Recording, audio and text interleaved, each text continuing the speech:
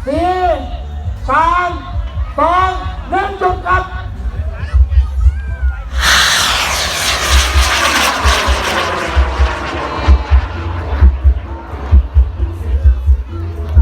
โอ้ยมากเลยมากเลยนะครับปีนี้บั้งไฟก็ขึ้นดีตั้งใจจะได้เป็นนายอำเภอแล้วนะครับ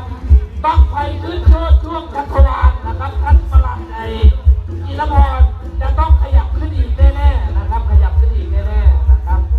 ท่านกำนันมณีรัตน์เที่ยวทั่วธานีบอกว่าอยากกราบเรียนท่านรองผู้ว่าราชการจังหวัด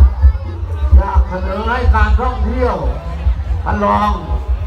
ผู้ว่าราชการจังหวัดท่านกำนันมณีรัตน์พ่อธานีและพี่น้องชาวภูเก็ต